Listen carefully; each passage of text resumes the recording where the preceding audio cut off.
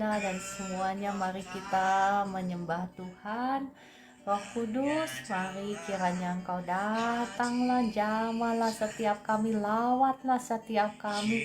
Kami hendak menyembah Engkau, Roh Kudus, kiranya Engkau yang beracara, yang berkuasa di tempat ini. Dalam nama Tuhan Yesus, katakan kemenangan terjadi di sini. Yakin Kau hadir di sini, ku rasakan kuasa yang tak terbatas. Ku yakin Kau nyata di sini, kemenangan terjadi di sini.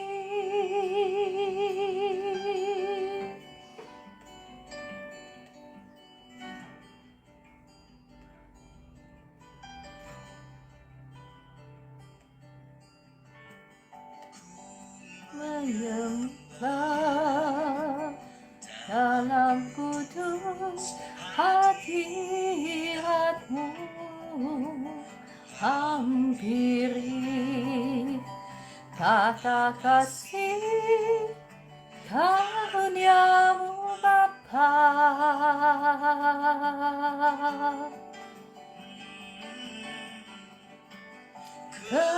Kekuatanku hanya dalam hadirat-Mu, Yesusku.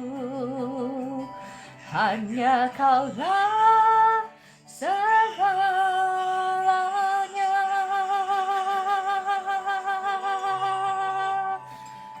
Ku yakin Kau hadir di sini, ku rasakan kuasa yang tak terbatas. Ku yakin Kau nyata di sini, kemenangan terjadi di sini.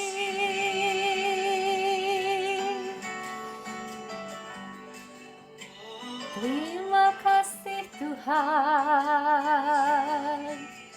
kuasa-Mu nyata. Roh Kudus, Engkau hadir di sini.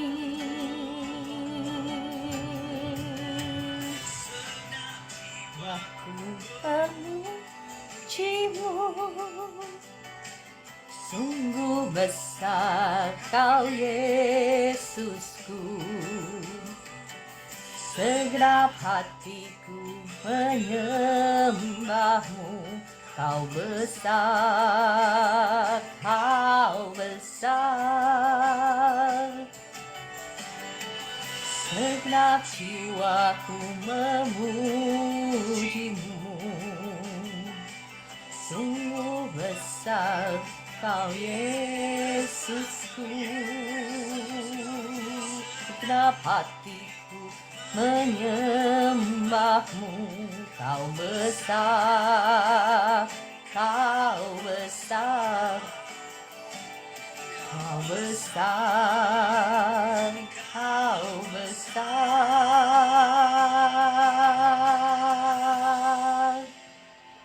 Ku yakin Kau hadir di sini, ku rasakan kuasa yang tak terbatas. Ku yakin Kau nyata di sini, kemenangan terjadi di sini. Terjadi di sini, pasan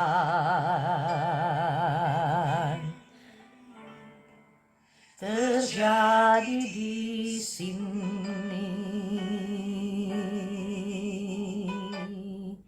Ya Bapak Ibu, percaya ada kemenangan, ada kelepasan, ada kesembuhan. Bahkan ketika kita memuji-muji Tuhan, ketika kita mendengarkan suara firman Tuhan, Ya, mari kembali kita naikkan pujian yang indah ini ya.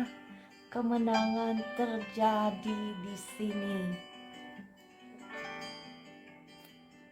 Yakinlah bahwa kuasanya tidak dibatasi oleh ruang dan waktu. Ya, terima kasih Roh Kudus untuk kehadiranmu di tengah-tengah kami. Terima kasih Engkau yang sudah melawat setiap kami. Kami mau menyembah Engkau. Kudus hadiratmu hampiri kata kasih karuniamu Bapa.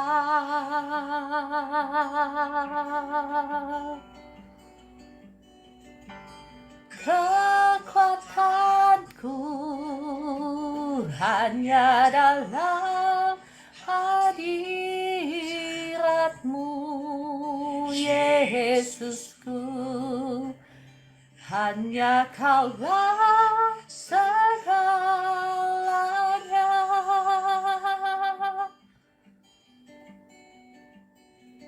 Ku yakin Kau hadir di sini. Ku rasakan kuasa yang tak terbatas. Ku yakin Kau nyata di sini. Kemenangan terjadi di sini.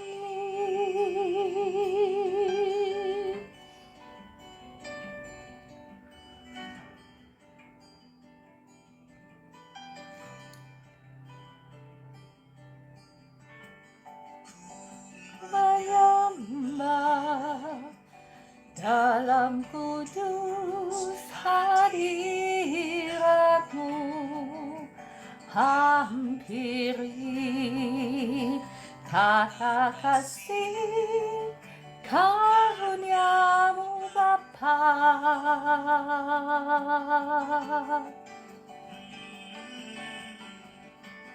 Kekuatanku hanya dalam hadiratmu, Yesusku.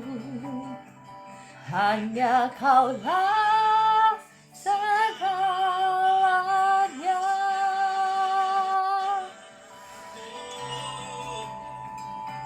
Yakin Kau hadir di sini. Ku rasakan kuasa yang tak terbatas. Ku yakin Kau nyata di sini. Kemenangan terjadi di sini. Terima kasih Tuhan. Terima kasih Yesus. Engkau baik.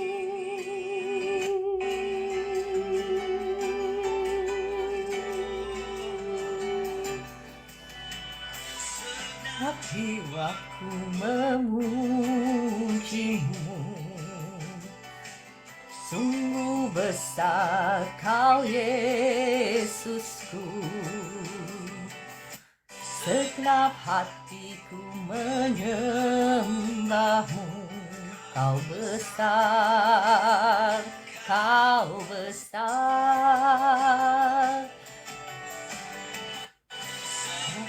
Jiwaku memujimu. Segenap Kau Yesusku. Segenap hatiku menyembahmu. Kau besar, Kau besar. Kau besar, Kau besar.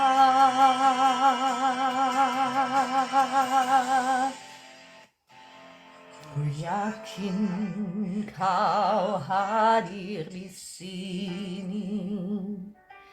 Ku rasakan kuasa yang tak terbatas, yakin kau nyata di sini. Kemenangan terjadi di sini, terjadi di sini, kelepasan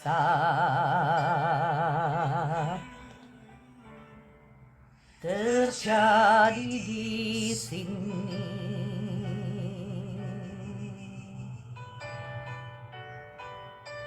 Haleluya, puji Tuhan. Kami percaya ada kesembuhan, ada kemenangan, ada kelepasan bagi setiap kami di sini.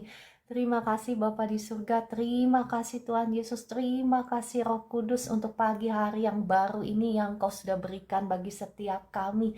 Terima kasih Roh Kudus, mari kiranya Engkau yang ambil alih pelayanan ini, Engkau yang menaruh setiap kata-katamu di bibir mulut hamba-Mu ini, Engkau yang menjamah setiap anak-anak-Mu yang ada di live streaming ini.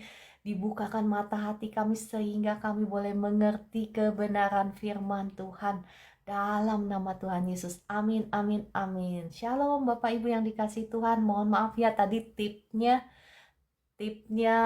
jelek. Jadi berhenti, mohon maaf. Tapi saya percaya tidak menghalangi penyembahan kita kepada Tuhan. Ya, shalom Kakak Dewi, Ibu Mercy, Ibu Linda, Kakak Maidalena, ya, dan tadi Kakak Orlando, Kakak Meliana, dan semuanya. Adakah Bu Esther di sini? Oh, Bu Esthernya belum ada. Ya, nggak apa-apa. Kita tetap semangat. Ya, kita semangat.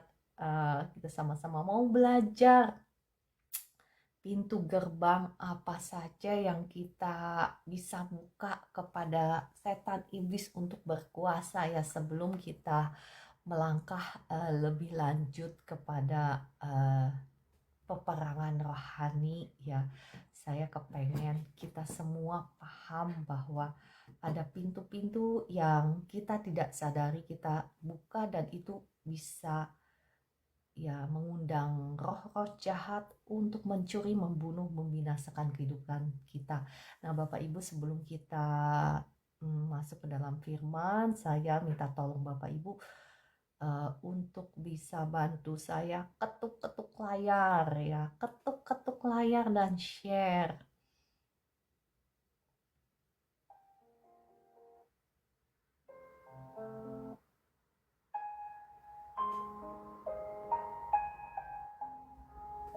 Ya, Ibu Esther, shalom ya.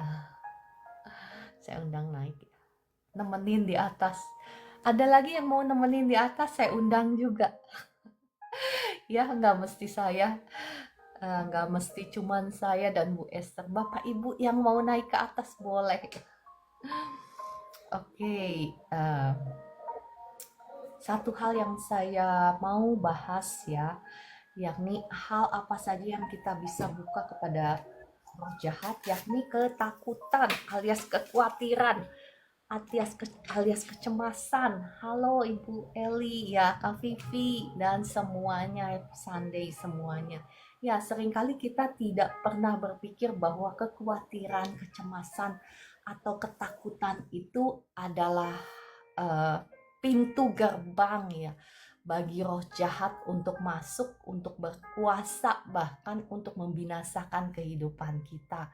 Makanya firman Tuhan bilang, janganlah kamu khawatir ya. Setiap perintah yang tertulis di firman Tuhan itu ada alasannya, itu diberikan kepada kita untuk kebaikan kita. Kita kan berpikir, wah itu, waduh banyak banget gitu perintahnya di firman Tuhan, kan seringkali kita berpikir seperti itu. Tetapi setiap firman, setiap perintah yang Tuhan berikan itu adalah untuk kebaikan kita, karena Tuhan adalah pencipta kita. Dia lebih tahu apa yang terbaik bagi kita. Alkitab itu seperti manual guide-nya. Kalau untuk satu produk, kan kalau kita beli satu produk yang baru, misalnya produk elektronik, bukan kita selalu membaca dulu maksudnya manual guide-nya, betul kan? Ada yang suka baca, ada yang nggak suka baca. Kalau nggak suka baca langsung gitu ya, langsung di on kan, padahal kita nggak tahu bagaimana caranya memakai produk tersebut. Nah, demikian pula kita ini harus membaca manual guide-nya yang Tuhan sudah berikan kepada kita, karena segala sesuatu yang tertulis di manual guide-nya itu berguna bagi kita kalau kita kepengen memiliki hidup dengan mencapai kepenuhan yang Tuhan sudah rancangkan bagi kita ya, supaya kita memiliki tubuh yang sehat, misalnya memiliki hidup yang penuh dengan damai, dengan sejahtera, dengan kemakmuran yang Tuhan sudah rancangkan dalam hidup kita. Mau nggak mau kita harus belajar, bukan hanya saja belajar firman Tuhan, tetapi kita mau taat ya, karena percuma bagi kita untuk tahu kalau kita tidak melakukannya. Sama halnya kalau Bapak Ibu punya manual guide-nya, misalnya suatu produk, misalnya microwave ya, atau oven ya. Engkau punya manual guide-nya, engkau baca tetapi engkau langgar, maka apa yang terjadi? Ya ovennya cepat rusak kan? Microwave-nya cepat rusak bukan? Nah, demikian pula kita ya. Tuhan tidak akan membuat kita melakukannya, karena sekali lagi kita punya free will, kita punya kehendak bebas. Ya, saya mau membacakan dari Wahyu 21 ayat 8 ya. Bahwa ternyata orang yang takut ini, mereka tidak akan mendapat bagian dalam kerajaan Allah. Mungkin Bapak Ibu ada yang pertama kali mendengarnya, mungkin ya. Mungkin engkau tidak berpikir bahwa khawatir, takut itu suatu dosa. Sebetulnya itu dosa ya. Ya kan, kita kalau takut nggak akan masuk penjara karena kita takut, betul?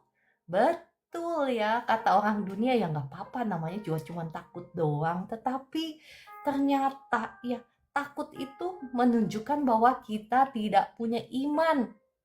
Takut itu menunjukkan bahwa kita mengandalkan diri kita sendiri, dan firman Tuhan katakan apa?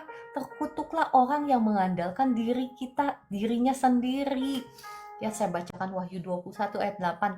Tetapi orang-orang penakut, perhatikan, orang-orang yang tidak percaya, orang-orang keji, orang-orang pembunuh, orang-orang sundal, tukang-tukang sihir, penyembah-penyembah berhala, dan semua pendusta, mereka akan mendapatkan bagian mereka di dalam lautan yang menyala-nyala oleh api dan belerang. Inilah kematian yang kedua. Ya, mengerikan ya Bapak Ibu. Bapak Ibu kalau tahu ya, kematian itu ada beberapa kali sih sebetulnya ya.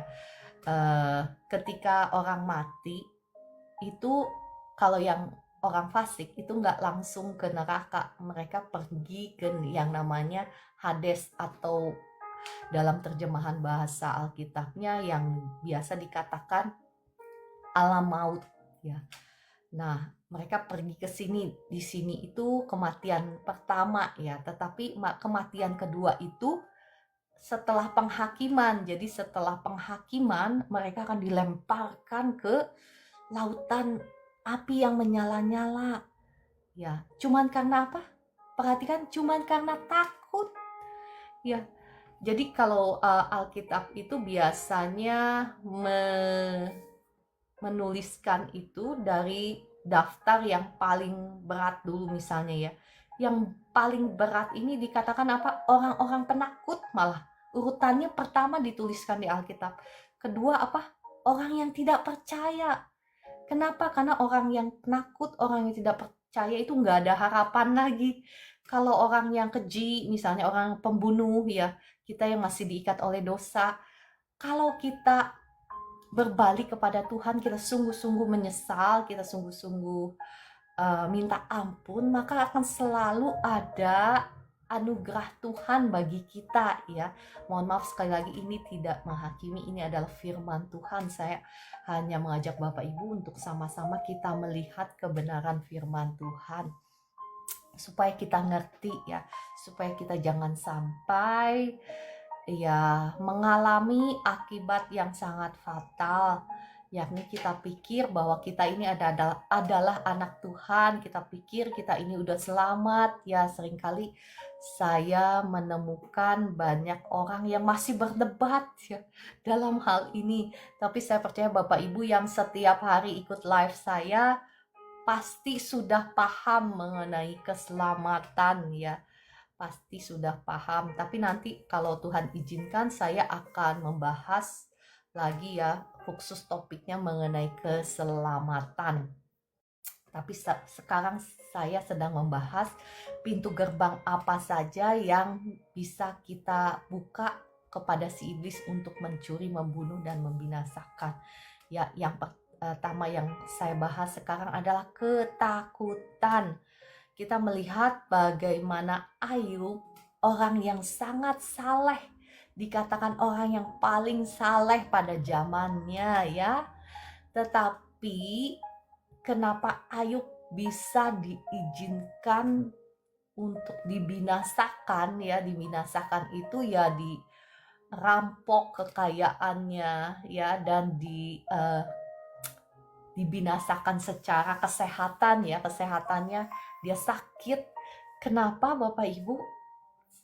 Kita mau lihat dari Ayub 3 ayat 25 ya.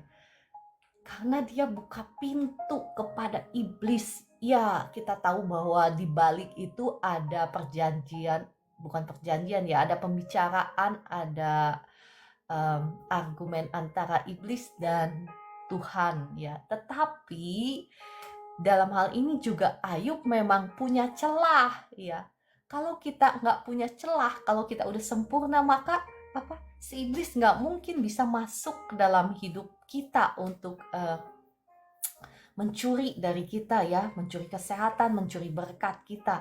Ayub 3 ayat 25 berkata, karena yang kutakutkan itulah yang menimpa aku, dan yang kucemaskan itulah yang mendatangi aku.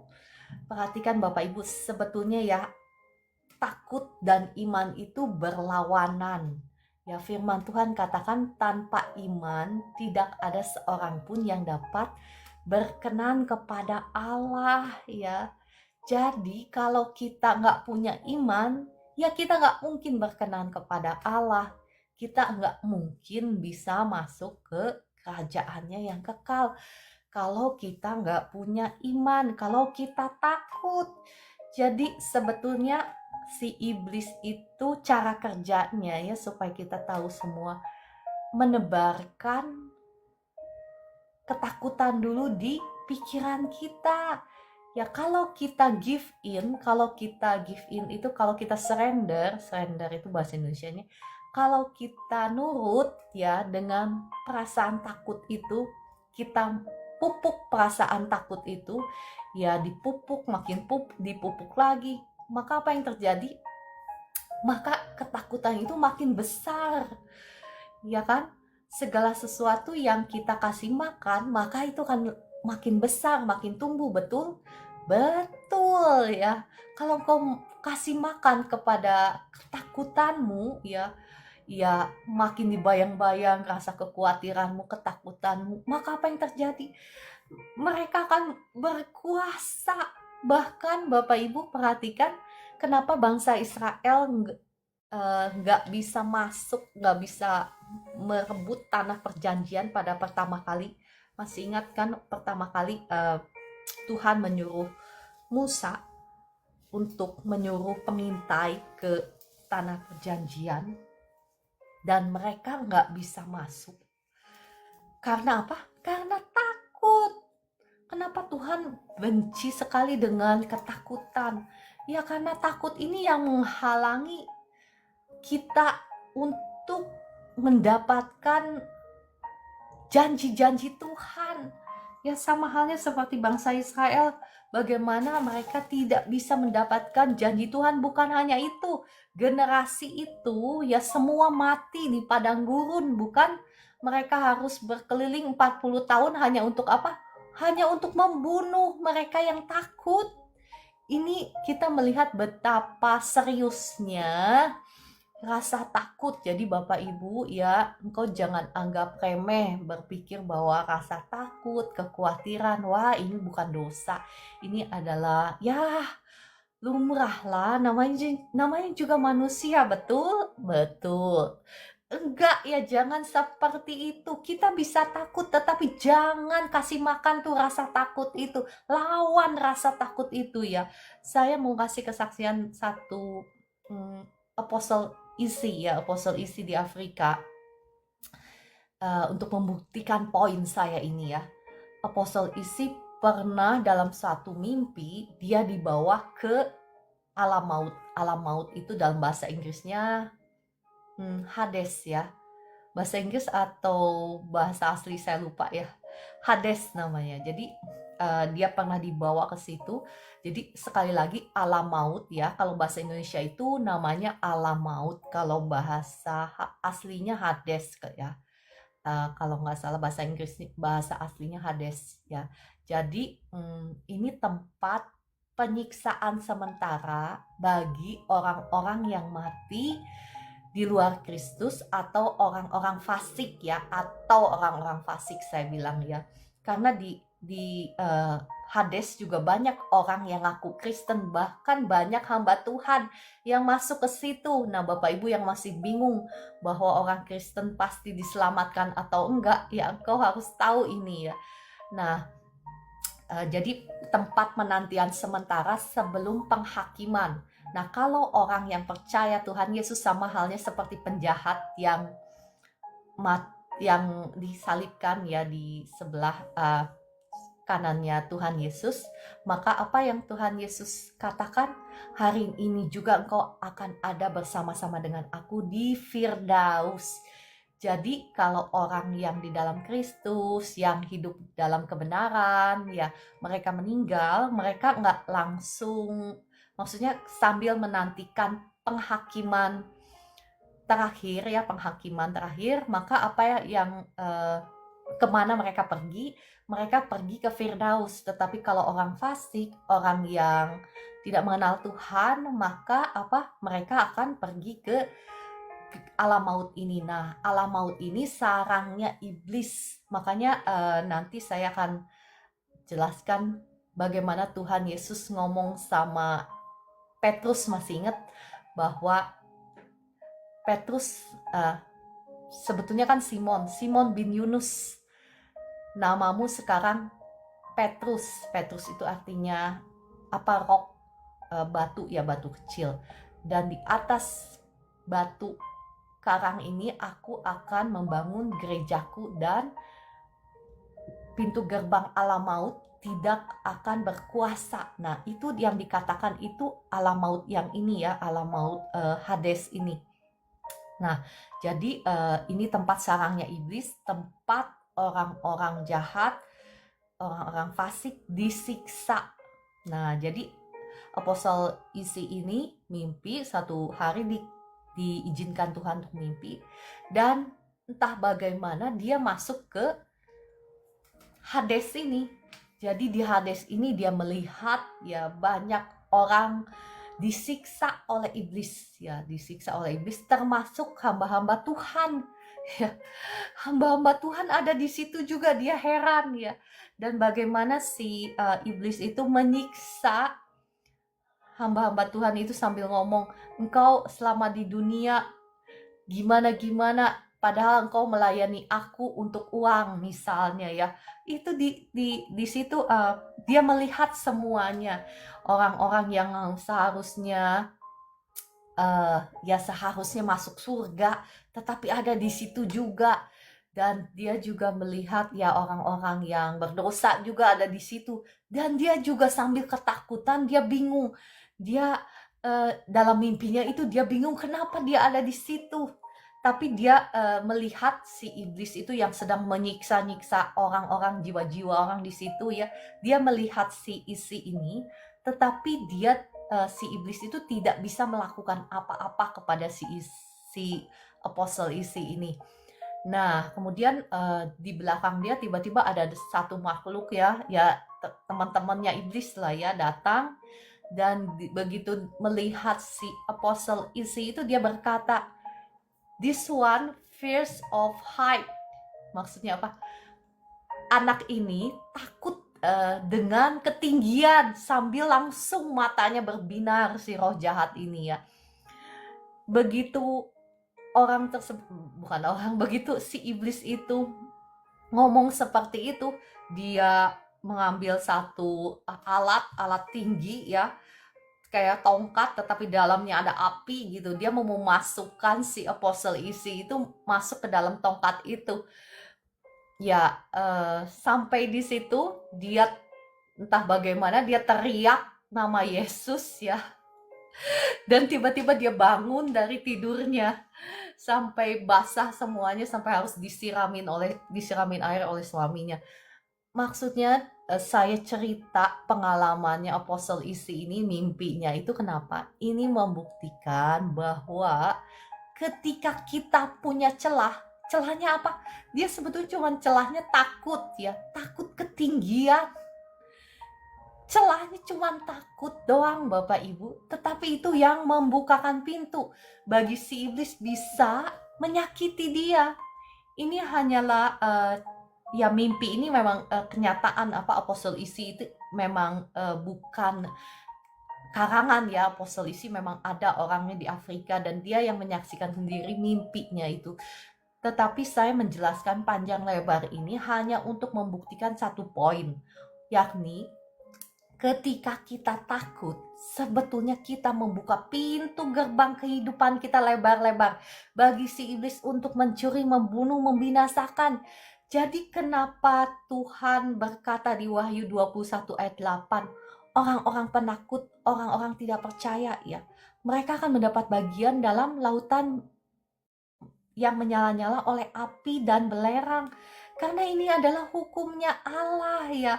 Orang yang penakut, orang yang takut ya, orang yang tidak percaya, mereka itu tidak punya iman, dan tanpa iman tidak ada seorang pun yang dapat menyenangkan hati Tuhan ya. Dan Bapak Ibu, kita melihat betapa salehnya Ayub. Bahkan dikatakan iblis sendiri yang ngomong sama Tuhan bahwa apakah tidak percuma dia takut akan Tuhan? Bukankah engkau yang melindungi dia? Melindungi dia dari apa? Dari setan iblis yang mencuri, membunuh, membinasakan. Tetapi kenapa bisa dijebol perlindungan Tuhan itu? Ya bukan Tuhan yang mengangkat perlindungannya Bapak Ibu. Bukan Tuhan yang apa ya? Ya memang Tuhan memberikan izin, tetapi karena Ayub punya celah, yakni ketakutan ya. Makanya Bapak Ibu, orang yang takut itu sebetulnya sesungguhnya mereka tidak mengandalkan Tuhan, mereka mengandalkan dirinya sendiri. Ya, karena firman Tuhan berkata, terkutuklah orang yang mengandalkan dirinya sendiri. Tetapi Yeremia 17 ayat 7 sampai 8, diberkatilah orang yang mengandalkan Tuhan, yang menaruh harapannya pada Tuhan. Ia akan seperti pohon yang ditanam di tepi air, yang merambatkan akar-akarnya ke tepi batang air, dan yang tidak mengalami datangnya panas terik, dan yang daunnya tetap hijau, yang tidak khawatir dalam tahun kering, dan yang tidak berhenti menghasilkan buah. Yeremia 17 ayat 7 sampai 8 ya. Jadi Bapak Ibu, orang yang mengandalkan Tuhan itu dia di sini dikatakan apa? Tidak khawatir dalam tahun kering, dan yang tidak berhenti menghasilkan buah. Ya saat ini Bapak Ibu, saya nggak tahu keadaan Bapak Ibu, mungkin engkau ada dalam situasi kekeringan.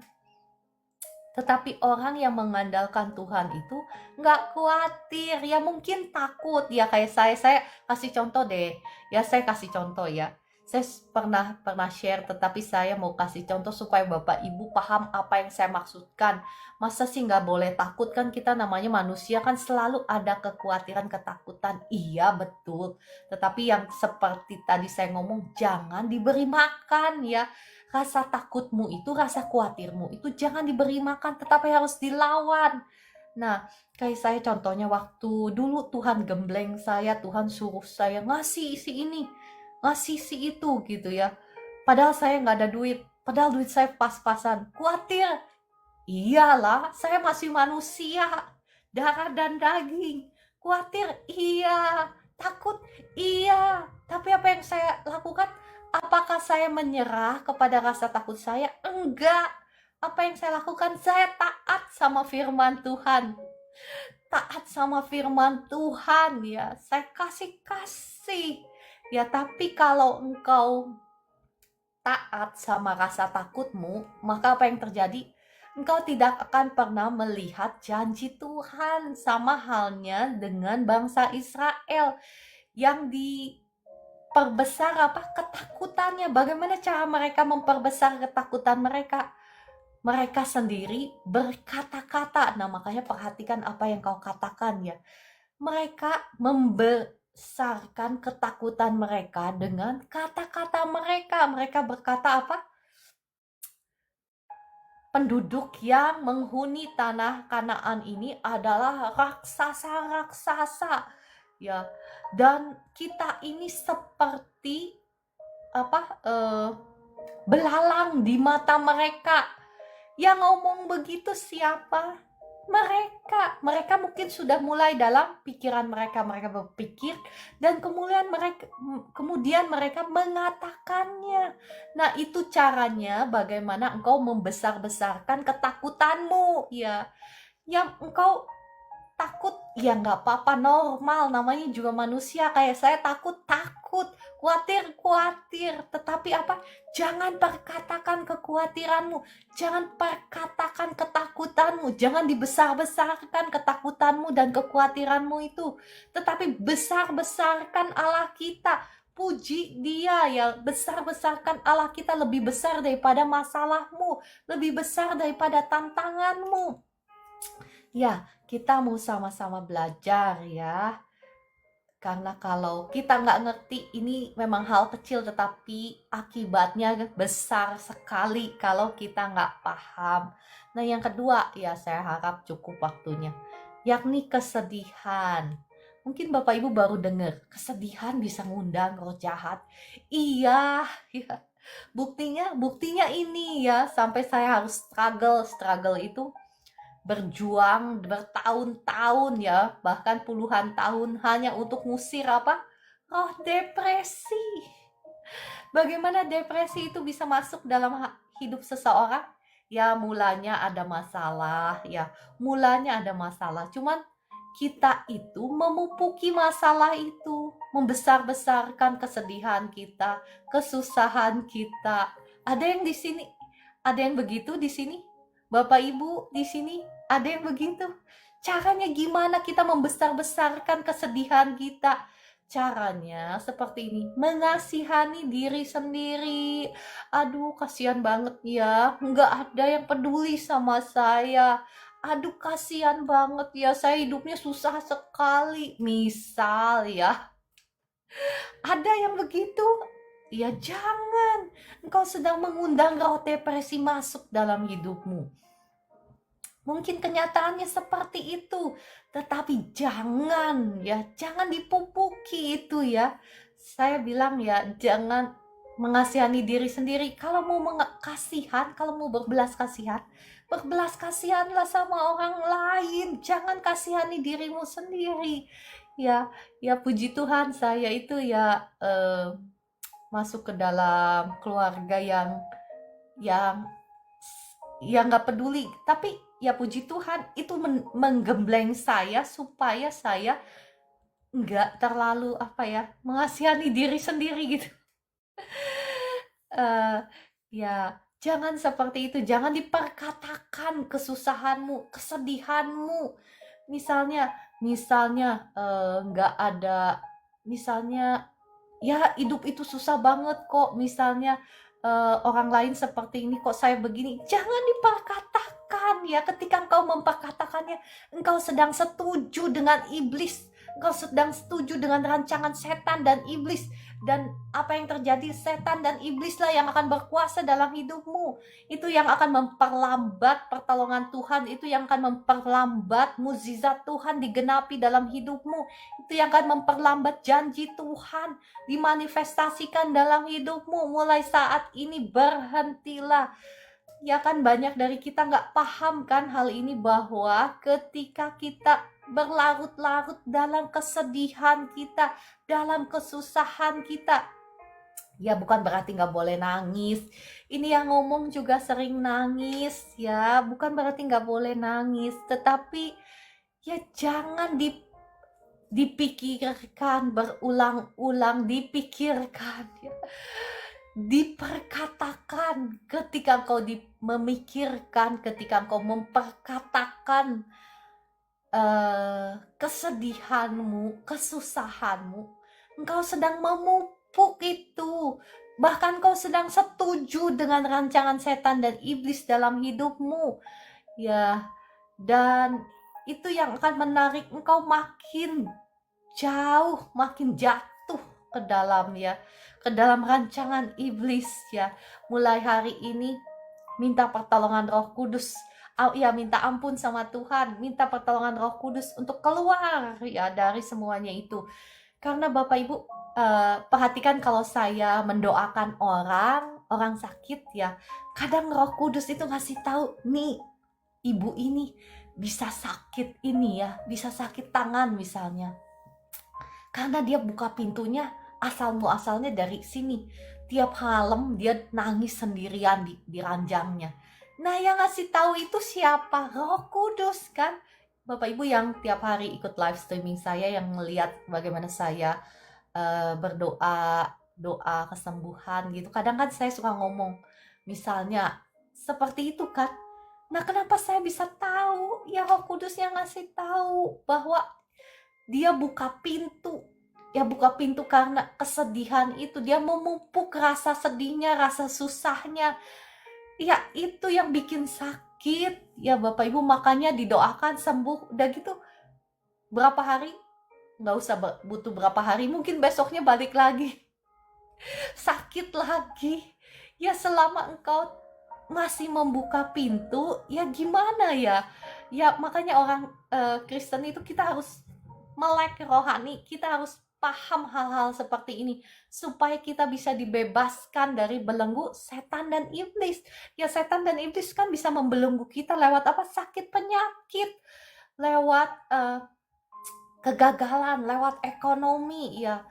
Itu bisa kita masih bisa dibelenggu walaupun kita anak-anak Tuhan, selama kita masih membuka pintu kepada hal-hal tersebut ya. Tetapi firman Tuhan mengajarkan kita apa ya? Amsal 3 ayat 7 sampai 8 ya. Saya mau membacakan ini bagi Bapak Ibu. Janganlah engkau menganggap dirimu sendiri bijak, takutlah akan Tuhan dan jauhilah kejahatan. Maka apa? Itulah yang akan menyembuhkan tubuhmu dan menyegarkan tulang-tulangmu.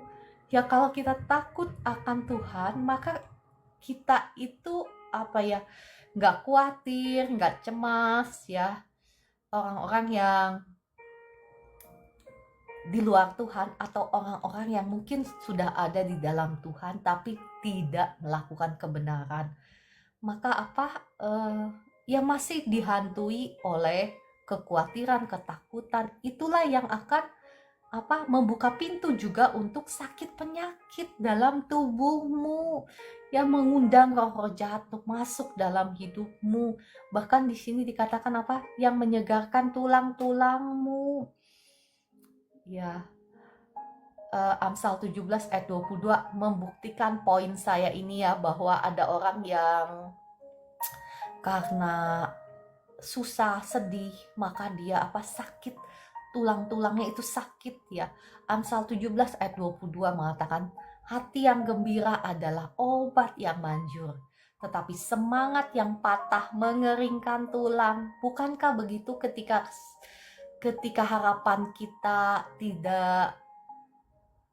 terfulfill atau tergenapi, maka apa yang terjadi? Kita nangis, kita susah ya, dan kalau kita memupuki itu terus-menerus, maka apa yang terjadi? Tulang-tulang kita akan kering, jadinya apa? Sakit-sakit tulang-tulang kita itu ya. Tetapi apa? Hati yang gembira adalah obat. Tapi kalau nyanyi boleh nangis kan, Ci? Boleh, Kakak Dewi itu beda lagi ya. Saya juga suka nangis kalau lagi nyanyi, nggak apa-apa ya, nggak apa-apa ya. Kita mau belajar mengapa Tuhan berkata ya, firman Tuhan berkata, bergembiralah ya, seringkali ya kan firman Tuhan mengajarkan kita, memerintahkan kepada kita, bersukacitalah ya. Ya kan? Itu adalah perintah Tuhan, Bapak Ibu. Ya, bersukacita itu jangan berpikir bahwa bersukacita itu cuman ya cuman ya, saya sambil baca komentar ya. Mohon maaf kalau itu saya sambil baca komentar. Ya, nanti ya kalau untuk topik lain saya sedang membahas tentang pintu gerbang, apa saja yang bisa kita buka untuk roh jahat masuk dan berkuasa dalam hidup kita, supaya peperangan rohanimu itu menang ketika engkau declare, ketika engkau decree, ketika engkau command, ketika engkau memerintahkan sesuatu itu terjadi.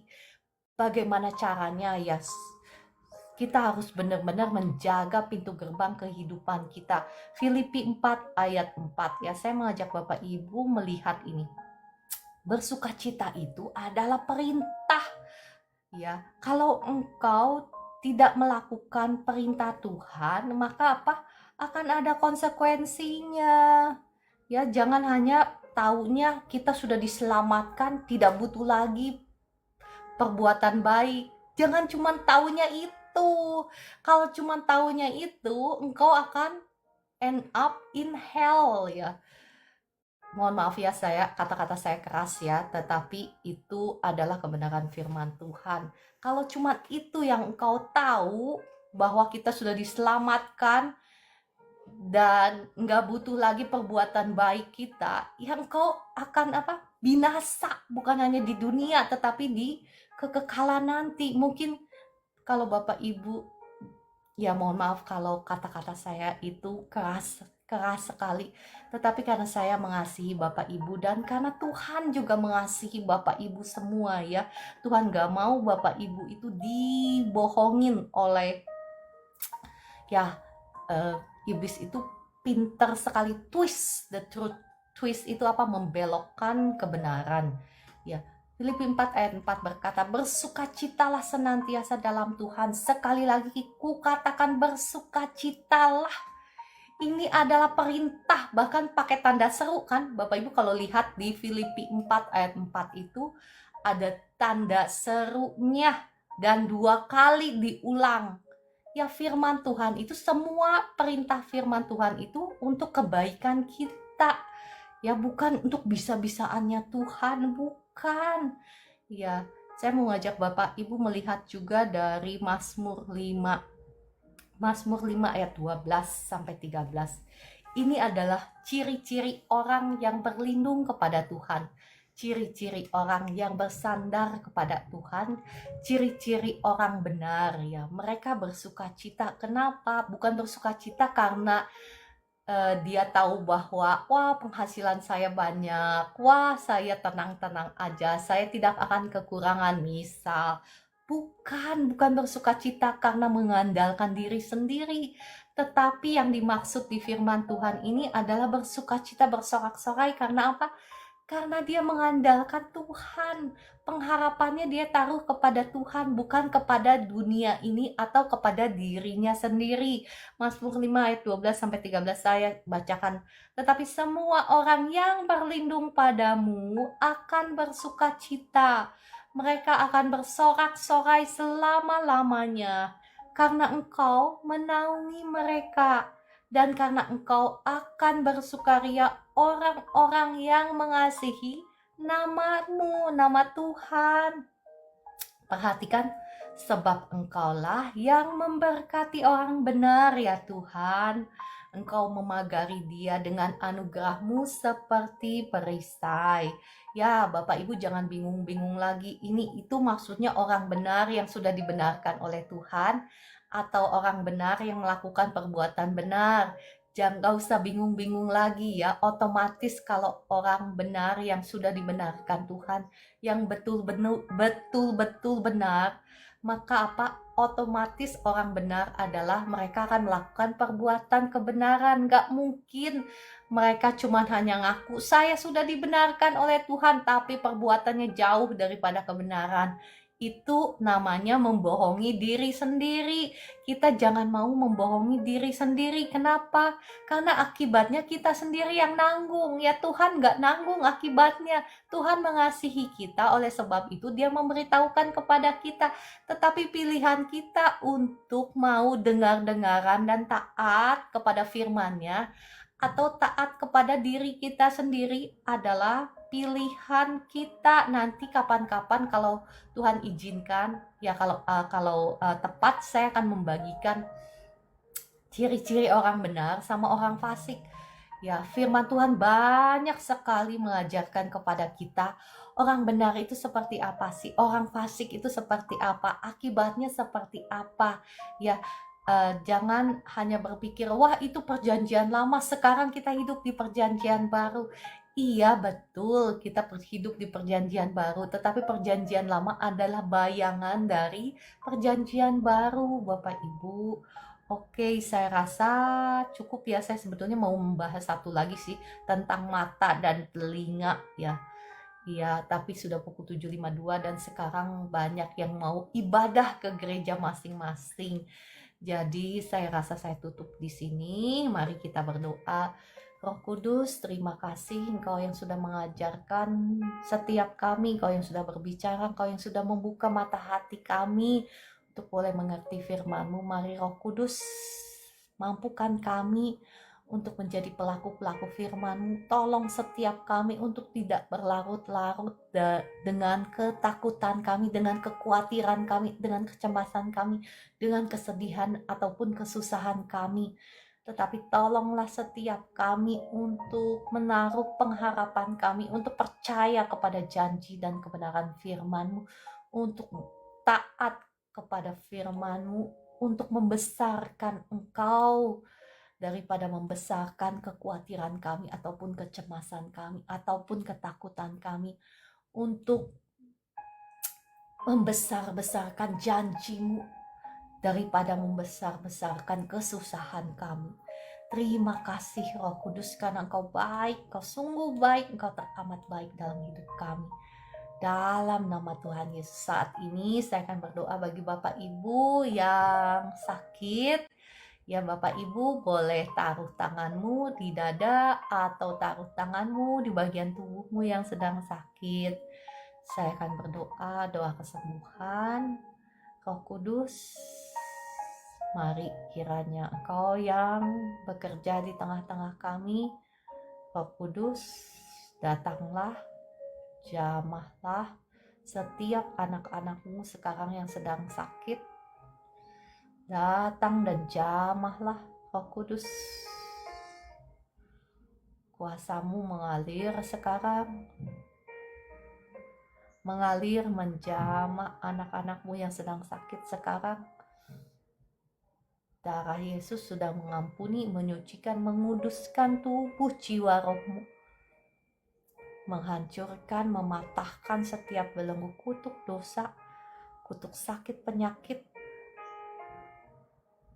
kutuk keturunan, kutuk langit tembaga, kutuk masa depan, kutuk hutang pihutang sudah hancur, sudah patah atas hidupmu demi nama Tuhan Yesus.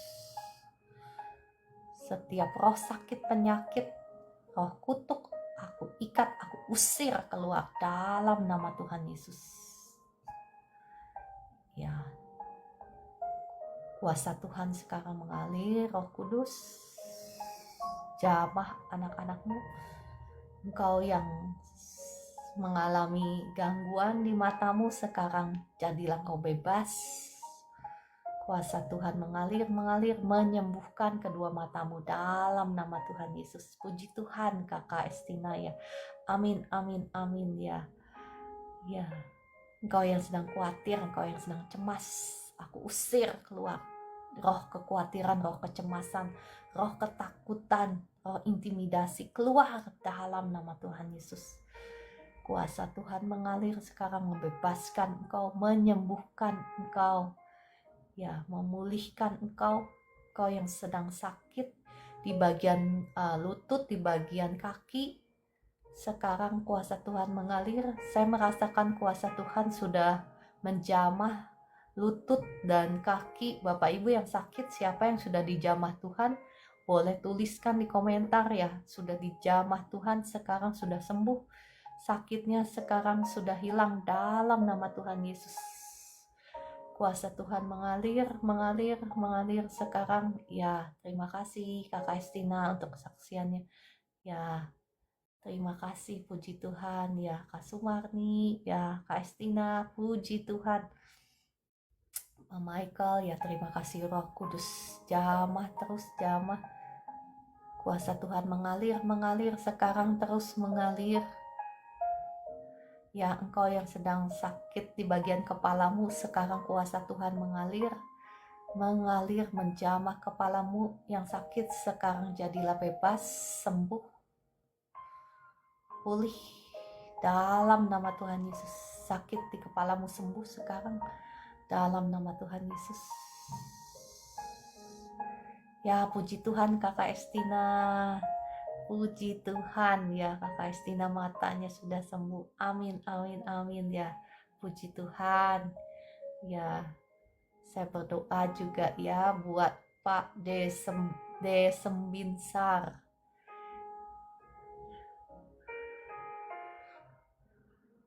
Darah Yesus sudah mengampuni, sudah menyucikan, sudah menguduskan tubuh jiwa rohnya Pak Desembinsar.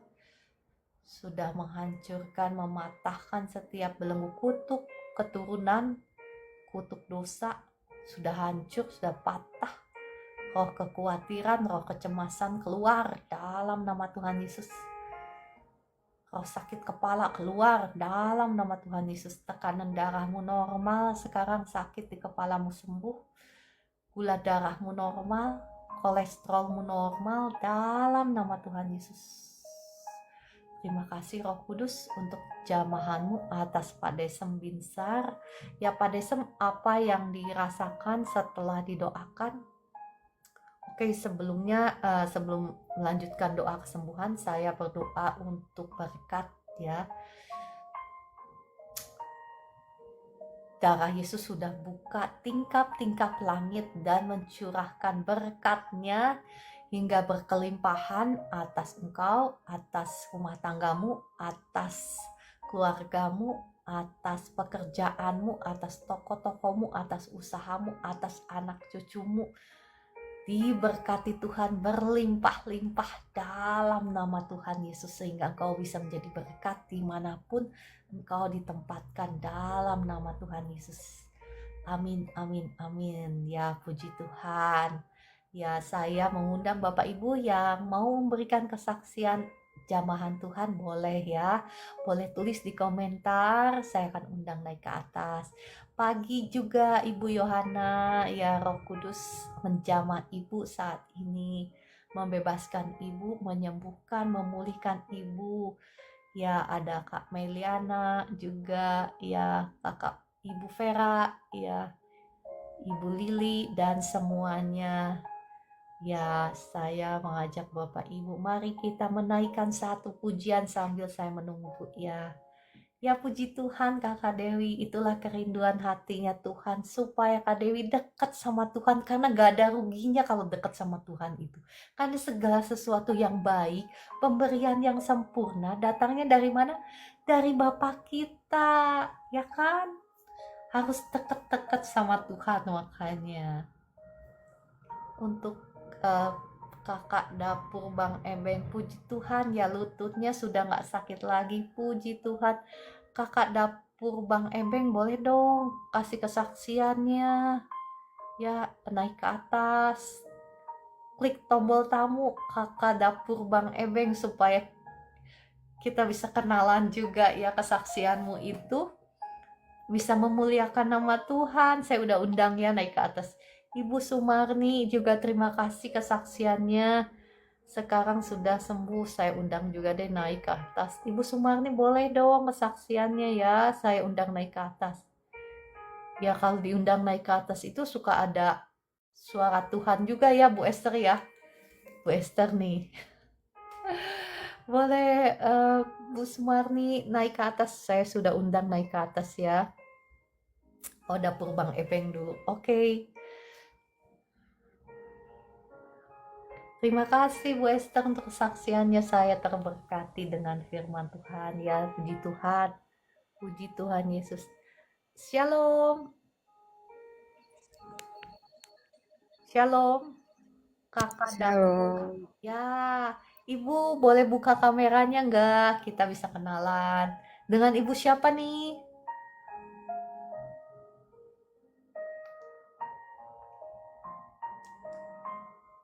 Hari Minggu, ya hari ibadah saya tahu tapi Shalom, Ibu ke mute. Iya, iya. Iya, boleh buka kameranya Ibu. Dengan Ibu siapa supaya kita bisa kenalan.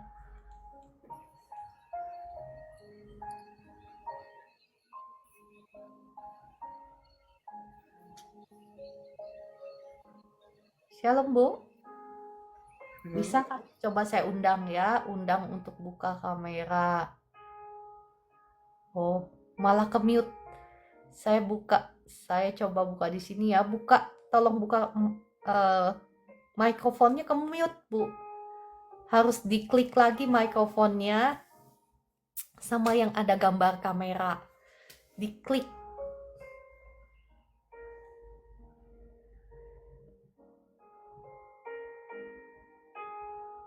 Oke, Ibu Sumarni nggak apa-apa ya mau izin dulu mau ke warung. Ya, Ibu boleh buka mikrofonnya, Ibu. Ada jam 10 ya, Kak Dewi. Ya boleh bukakan. Ibu siapa tadi? Boleh mikrofonnya dibuka dan videonya dibuka. Oke, nggak apa-apa ya. Oke, kita sambil naikkan pujian ya. Mari kita sambil menaikkan pujian. Oke, pujian yang sangat indah. Nah, bagi Tuhan tidak ada yang mustahil ya.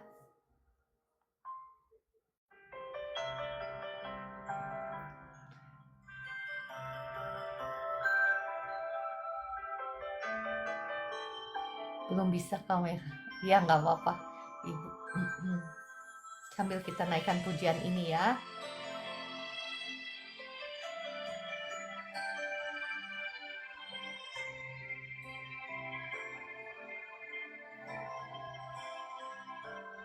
Ku yakin saat kau berfirman, ku menang saat kau bertindak. Hidupku hanya ditentukan oleh perkataanmu.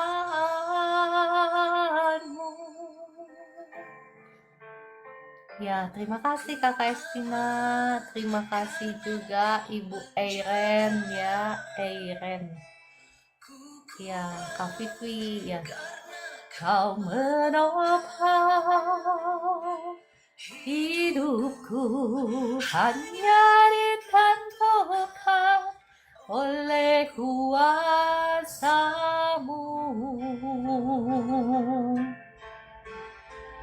Bagi Tuhan tak ada yang mustahil. Bagi Tuhan tak ada yang tak mungkin. Mukjizatnya disediakan bagiku. Ku diamkan dan dipulihkannya.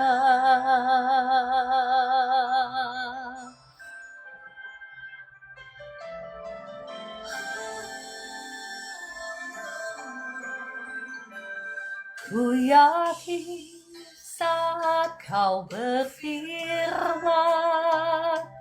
ku menang saat kau bertindak. Hidupku hanya ditentukan oleh perkataanmu.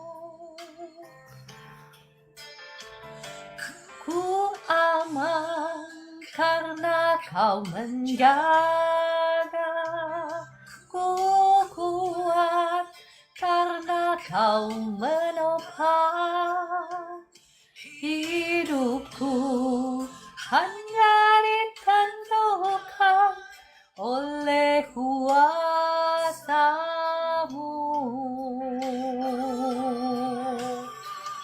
Bagi Tuhan tak ada yang mustahil. Bagi Tuhan tak ada yang tak mungkin. Mukjizatnya disediakan bagiku. Ku diangkat dan dipulihkannya.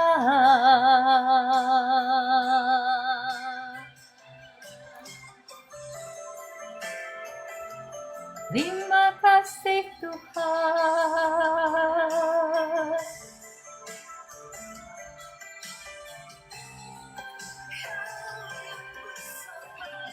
Terima kasih Roh Kudus.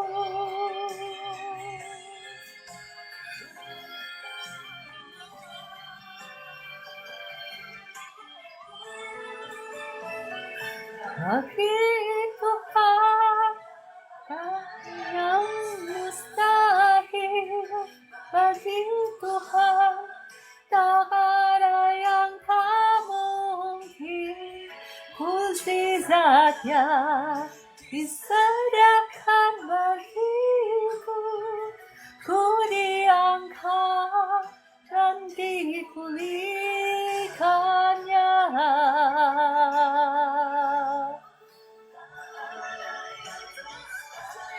Mustahil Tuhan tak ada yang tak mungkin.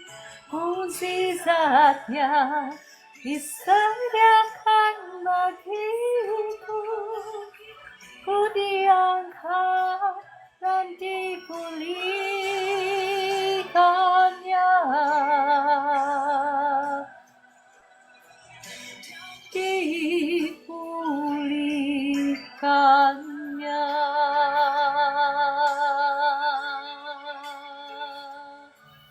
Ya, saya berdoa ya bagi Bapak Ibu yang sedang merindukan pekerjaan. Saya berdoa, Bapa di surga, mohon belas kasihan-Mu atas anak-anak-Mu. Rancangan-Mu selalu indah bagi setiap anak-anak-Mu. Saat ini saya berdoa, darah Yesus sudah mengampuni, menyucikan, menguduskan tubuh, jiwa, rohmu, sudah menghancurkan, mematahkan setiap belenggu-belenggu kuasa jahat yang menghalangi berkat-Mu saat ini sudah hancur, sudah patah oleh darah Yesus. Aku usir keluar semuanya demi nama Tuhan Yesus.